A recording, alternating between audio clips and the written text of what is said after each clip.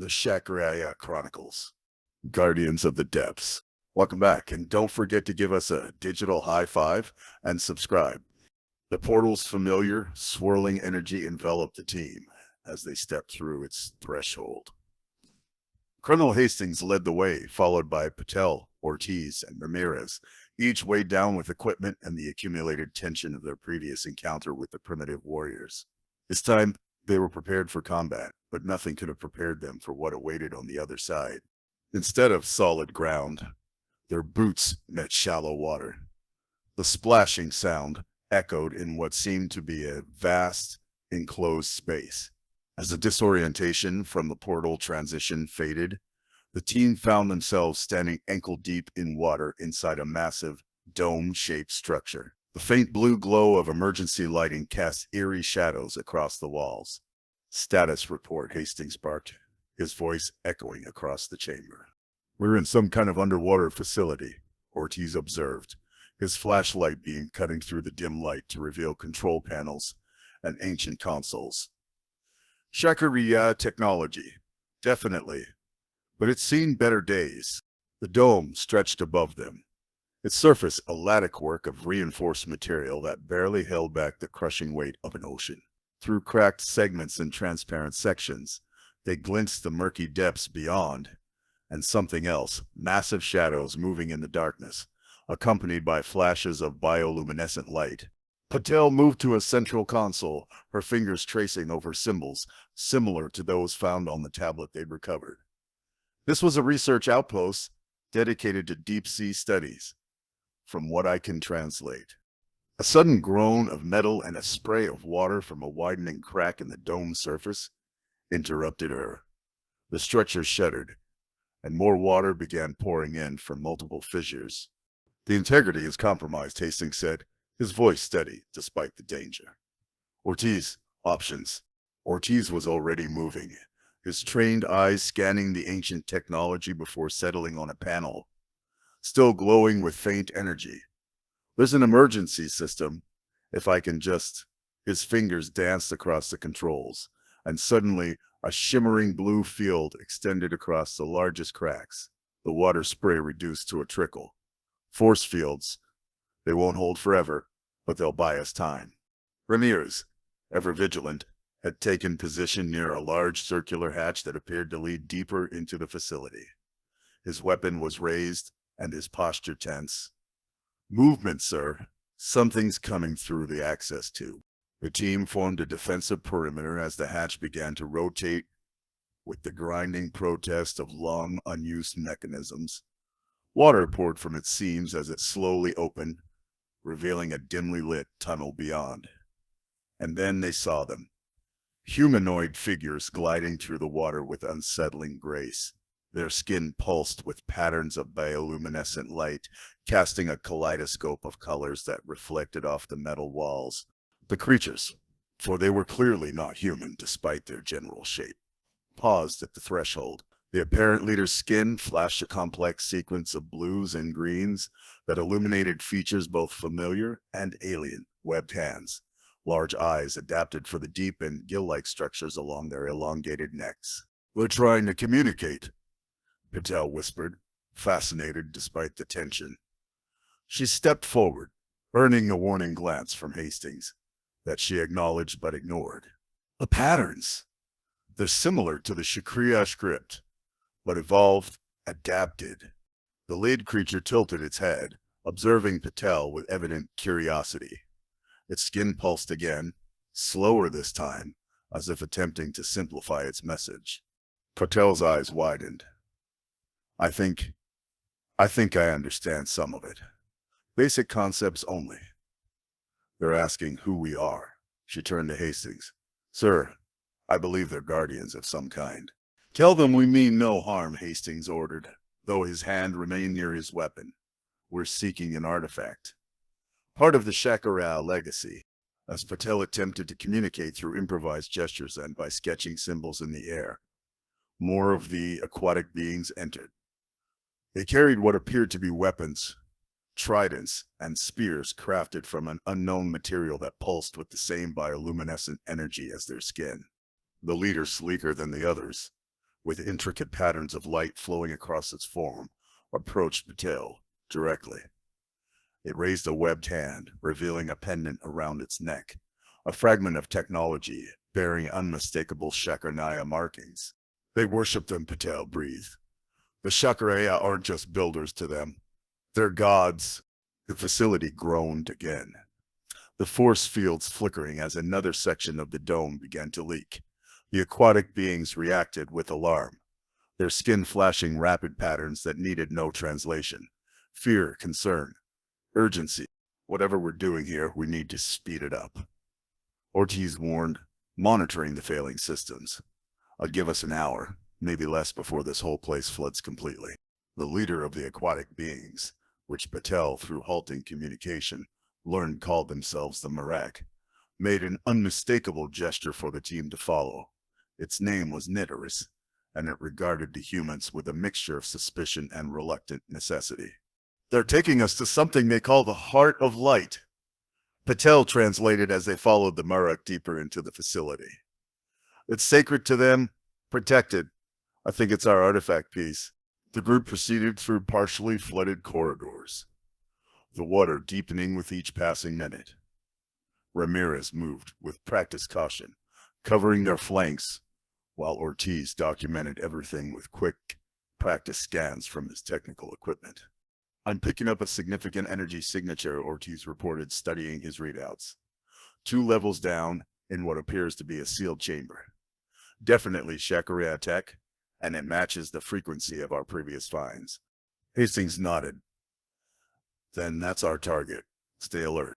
The Merak led them to a vast chamber where dozens more of their kind had established what appeared to be a settlement amidst the ruins of Shakriaya technology. Dwellings crafted from salvaged materials and organic matter harvested from the sea floor formed a strange community. Young Merak, smaller but with brighter bioluminescence, darted between structures with the universal energy of children. Nitaris' skin flashed a pattern that caused the gathered Merak to part, revealing a sealed door at the chamber's far end. Ancient glyphs covered its surface, pulsing faintly with residual energy. That's it, Patel confirmed, studying the inscriptions. But there's something else here. A warning. Before she could elaborate, a violent tremor shook the facility. A section of wall collapsed entirely, sending water rushing in. The Merak flashed in alarm, their movements becoming frantic as they gathered their young and belongings. What's happening? Hastings demanded, struggling to maintain his footing as the floor beneath them trembled. Ortiz, scanning rapidly with his equipment, looked up with concern etched across his features. Seismic activity, underwater volcanic vents. And that's not all. He pointed to his readings. The artifact piece. It's somehow stabilizing the volcanic activity. It's acting as a dampening field, preventing a full eruption. The implications hit Hastings immediately. If we remove it, we potentially trigger a catastrophic event, Ortiz confirmed grimly. One that would destroy this facility and likely the Merak settlement as well. Nitaris approached, its skin pulsating with urgent patterns. Though the specific meaning was lost, the intent was clear. The Dry Walkers, as they called the humans, were bringing destruction, just as their myths had foretold. Another, more violent tremor rocked the facility. A large section of the ceiling gave way, sending a torrent of ocean water pouring in. The emergency force fields failed in cascading ripples of blue energy, and seawater began filling the chamber at an alarming rate. Emergency protocol! Hastings shouted over the roar of rushing water. Breathing apparatus. Now! The team quickly donned their emergency equipment, compact rebreathers designed for short-term underwater operation. The Merak, naturally adapted to aquatic environments, watched with a mixture of curiosity and suspicion as the humans transformed themselves with technology. Nitaris interpreted the equipment as weapons, its skin flashing warning patterns that sent the other Merak into defensive positions.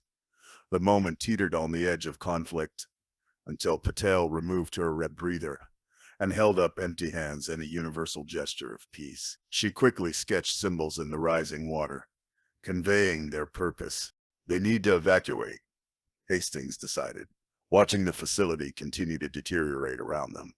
And we need to find a way to stabilize the volcanic activity before retrieving the artifact. Patel relayed the message as best she could. Neteris's response was a complex pattern of lights that shifted from skepticism to reluctant agreement. The Murak leader gestured toward the chamber with the sealed door, then toward the settlement of its people. A choice, Patel translated. They think we must choose between saving them and taking what we came for. Hastings' face hardened with determination. Tell them we're doing both. To Ramirez. Help evacuate the Murak to whatever safe location they designate. Ortiz Patel, with me. We're going to find a way into that chamber without triggering a volcanic apocalypse. The plan set in motion as the facility continued to flood. Ramirez, despite his usual stoic demeanor, found himself working alongside a young Murak warrior to guide the elderly and children toward evacuation routes. The warrior, whose skin pulsed with patterns suggesting both youth and determination, matched Ramirez's methodical efficiency, creating an unexpected bond born of shared purpose. Meanwhile, Hastings, Patel, and Ortiz fought their way through the rising water to the sealed chamber. The door, designed to keep intruders out for millennia, resisted their initial efforts. The locking mechanism requires two simultaneous inputs, Patel discovered, studying the control panel. And is strange. One requires human body temperature, but the other needs the specific light frequency of Murak bioluminescence. They built it to require cooperation, Ortiz realized. The Shakri'aya didn't just leave guardians. They ensured no one species could access this alone. Our Murak approach, not Neteris, but the young warrior who had been working with Ramirez. Its skin pulsed with an offer of assistance as it placed a webbed hand on one panel, while Patel placed hers on the other. The door slid open with a hiss of escaping air, revealing a chamber that miraculously remained dry despite the flooding facility. Inside, suspended in a field of energy at the room's center, floated a fragment of the artifact, a piece that pulsed with a soft blue-green light. But more striking was what surrounded it. A holographic display activated upon their entry, showing images that sent a chill through even the battle-hardened Hastings. Shadowy forms writhed in what appeared to be a void, entities of such alien configuration that the human mind struggled to process their features. Their movements suggested both intelligence and malevolence. The usurpers, Patel whispered. This is what we're fighting to contain. Ortiz, temporarily transfixed by the horror of the images, shook himself back to the task at hand. He examined the technology surrounding the artifact piece, his expression shifting from concern to dawning realization. The artifact isn't just stabilizing the volcanic activity, it's part of a larger system, he explained, his words tumbling out in excited bursts. The Shakriaya built this outpost to harness geothermal energy from the volcanic vents. The artifact piece regulates the flow. If we remove it without providing an alternative, he left the catastrophic consequence unspoken. Can you rig something to replace its function? Hastings asked, his gaze shifting between the artifact and the holographic images of the usurpers. Ortiz's eyes lit with the challenge. With the right materials and about 20 minutes, yes, you have 10, Hastings replied grimly, checking the facility's deterioration through a view screen showing the exterior. After that, this whole place is going under. As Ortiz worked, jury-rigging, Shakriaya technology with their own equipment to create a stopgap stabilization system. Patil studied the holographic records. Her expression grew increasingly troubled. Colonel, there's something you should see, she said, manipulating the controls to focus on specific imagery. These records show the usurper's capabilities. They can influence minds across dimensions, create dreams, plant suggestions. They're testing the barriers of their prison, even now. Hastings' jaw tightened as he recalled the recurring dream that had plagued him since their first mission. Voices calling his name from an infinite darkness. He said nothing, but his hand unconsciously moved to the pocket where he kept the photo of his lost family. Done, Ortiz announced triumphantly, stepping back from his improvised creation, a patchwork of ancient technology and modern components that hummed with energy. It's not pretty, but it should maintain stability long enough for the Marek to relocate to safer waters. With utmost care, they extracted the artifact piece from its energy field. The moment it left the containment, Ortiz's device activated, its lights shifting from red to steady green as it took over the stabilization function.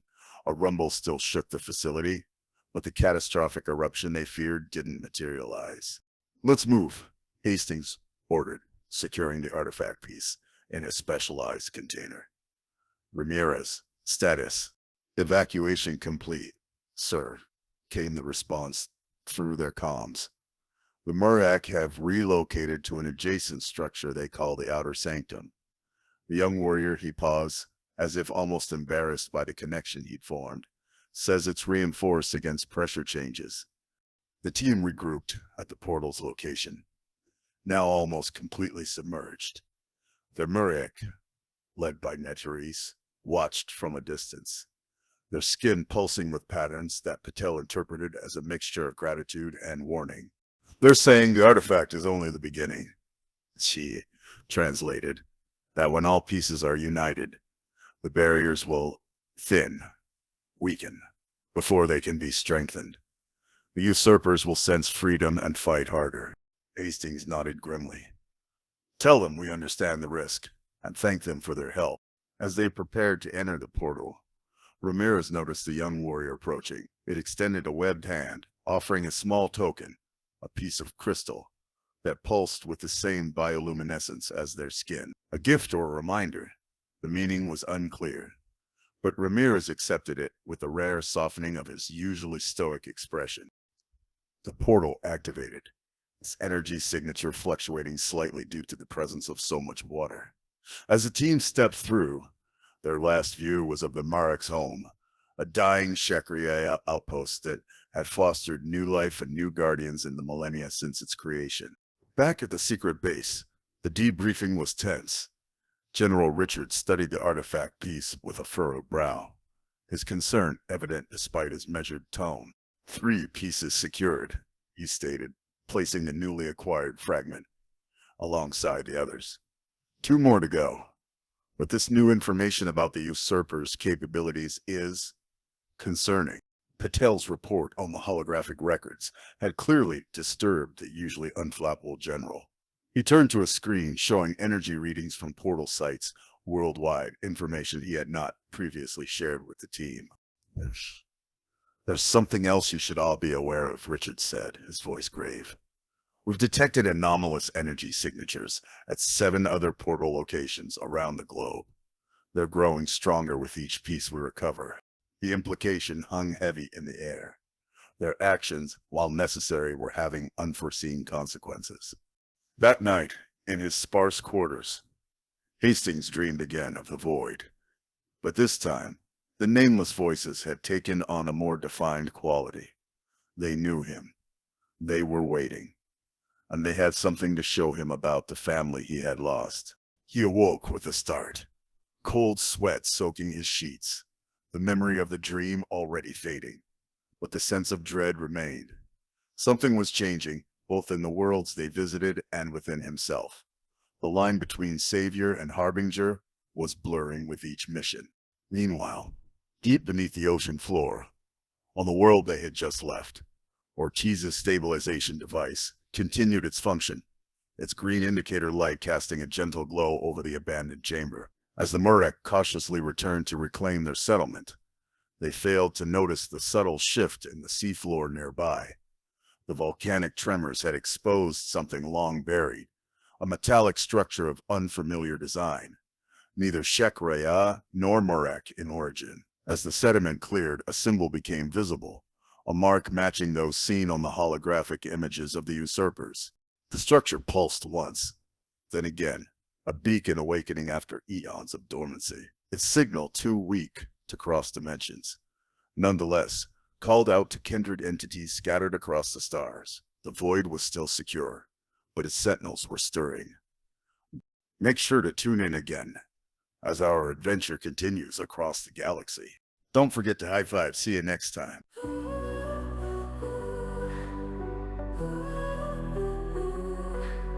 Starlight whispers through the endless haze. Shakri'aya secrets lost in the maze. Footsteps echo on a path untold. Truths unravel in the night's soft hold.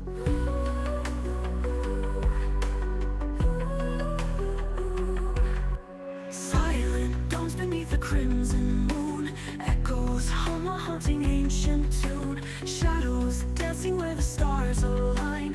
Time unwinds within their grand design.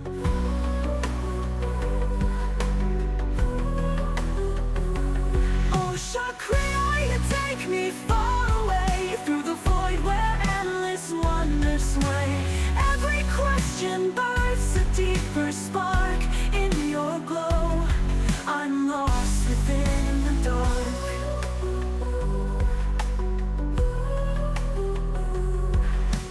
Golden prisms floating into view. Fragments shimmer, mapping all I knew. Galaxies within your quiet stream. Every pulse a fragment of a dream.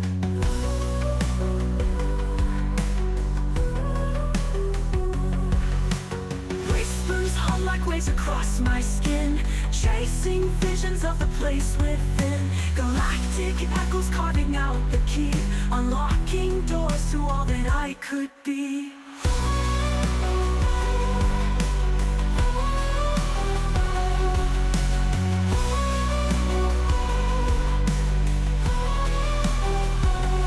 Oh, Shakriaya, take me far away, through the void where endless wonders sway.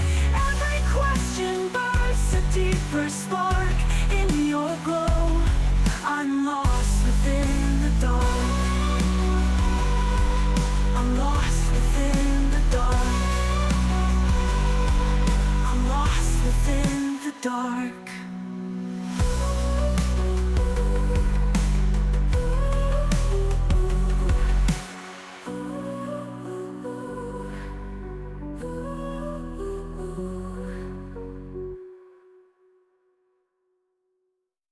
Becoming co-ops with the lost within the dark.